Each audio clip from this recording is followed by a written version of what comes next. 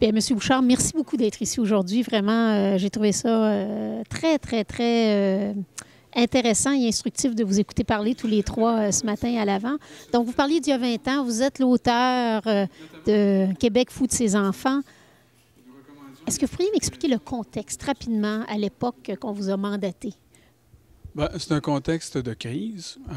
Le ministère de la Santé et des Services sociaux à l'époque se rendait compte que tout l'appareil de protection de l'enfance, enfin, les services de protection de l'enfance étaient sous une pression épouvantable. La loi qui avait été adoptée en 1979 avait eu son effet. Le monde signalait beaucoup des enfants qui étaient apparemment dans des très mauvaises postures et le système était sur le point de craquer. Et le ministre avait à l'époque entrepris l'écriture d'un livre blanc sur la réforme de la santé. Et il ne savait pas trop quoi faire avec toute la question des jeunes, de la jeunesse et de ce système-là en particulier. Mais ça le hantait.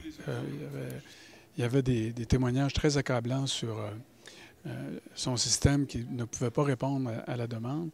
Et donc, il a créé un groupe de travail pour réfléchir sur comment on pourrait arriver à diminuer les états de détresse et des très grandes difficultés que peuvent vivre des enfants et des jeunes. Donc, j'ai été demandé à la présidence de ce groupe de travail-là. C'est dans ce contexte-là que ça s'est passé. 20 ans plus tard, ce serait quoi le constat?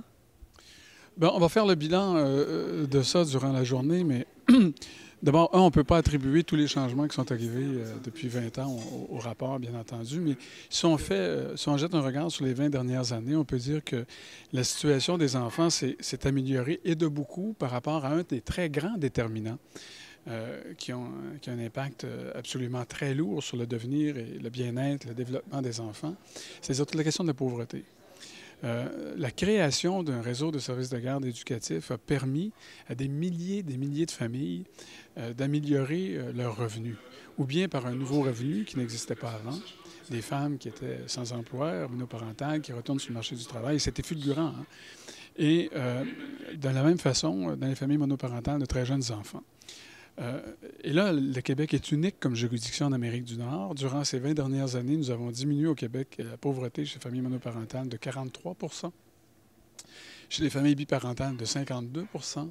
Les enfants 0-17 ans, donc, vivent dans des milieux moins pauvres, mieux équipés et plus avenants. Et plus bienveillants à l'égard de leur bien-être et de leur développement. Ça, c'est un succès.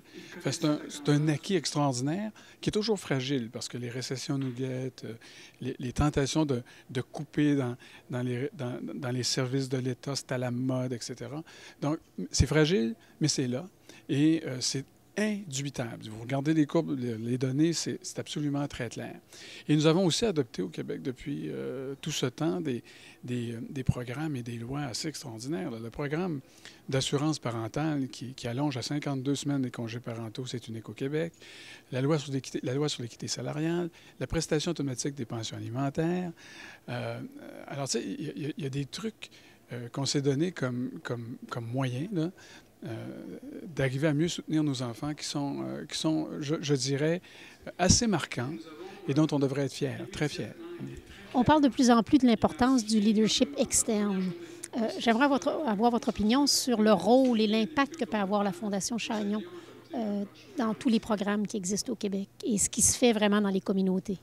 Oui, bien, les gouvernements sentent l'heure du temps. Hein? Ils sentent l'air du temps. Les gouvernements sentent l'air du temps. Et plus il y a de manifestations dans la société civile autour d'un besoin légitime, que ce soit un besoin de service, un besoin de programme, un besoin de soutien, par exemple à l'égard des familles, mieux c'est. Et les organisations telles que la Fondation Chagnon, la Fondation McConnell, nommez-les, qui, dans leur mission, s'appuient sur des données rigoureuses et qui font auprès des gouvernements des propositions de partenariat, ça vaut son pesant d'or, c'est sûr. Lorsque les gouvernements sentent quelque part qu'il va y avoir un écho, un rebond et un retour, un aller-retour entre les actions gouvernementales et ce qui se passe dans la société civile, c'est évident que ça leur donne à ces dirigeants-là une espèce de ce qu'on pourrait appeler de couverture de sécurité blanket, si on veut, un filet de rattrapage et qu'ils pourront donc compter sur un ensemble d'acteurs dans la communauté qui vont être des courroies de transmission extrêmement forts ou des générateurs d'innovation extrêmement forts. Alors, quand on voit comment des communautés, de fait, il y a plusieurs exemples qui me viennent à l'esprit, mais il y a une petite communauté de Sacré-Cœur, tout près du Saguenay, qui a vu, qui vivait du bois. Bon, il y avait une scierie là, qui était détenue par des intérêts privés. Et la mairesse du temps a décidé que, lors de la fermeture de la scierie, que son village ne mourrait pas. Alors, elle a pris ça en main et elle a établi des liens très forts avec le gouvernement en place. Elle a créé une coopérative. Ils ont créé Bois-Sacco, qui est désormais un très gros exportateur de bois au Québec, une coopérative. Mais le gouvernement seul, il ne pouvait rien. Et ça y prenait un leadership dans la communauté, quelque chose qui le tirait très fort vers une solution à la fois sociale et économique. Et on pourrait multiplier les exemples de cette façon-là. Dans votre allocution ce matin, vous avez parlé de Turf Games. J'ai trouvé ça intéressant parce qu'on parle de plus en plus de l'importance de se concerter, de travailler, de briser les cloisons, de travailler en intersectorialité. Qu'est-ce que vous pensez? Oui, bien, l'intersectorialité, c'est un discours que j'entends depuis des décennies.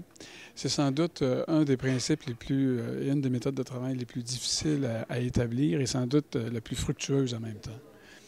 Et les décisions qui se prennent au niveau gouvernemental, lorsqu'elles se prennent en fonction des besoins des enfants, des besoins des jeunes, elles deviennent immédiatement multisectorielles parce que on ne peut pas envisager le développement d'un enfant seulement d'un point de vue économique, seulement d'un point de vue affectif, seulement d'un point de vue social, seulement d'un point de vue de la réussite éducative. Il faut que tout ce monde-là puisse se mettre ensemble. Le développement, c'est un processus extrêmement complexe dans un monde complexe.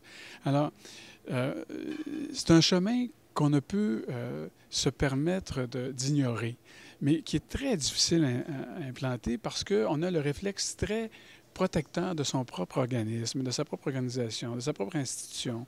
Les ministres sont en compétition les uns vers les autres pour la cagnotte auprès du Conseil du Trésor. Donc, on a affaire à ce type de dynamique-là. Et ça prend donc un leadership extrêmement affirmé et qui dit, et qui donne le signal à l'effet que sans intersectorialité, sans entente entre les partenaires potentiels dans l'établissement des programmes et des services, il n'y aura pas un sou qui va sortir. Et c'est là que ça se passe.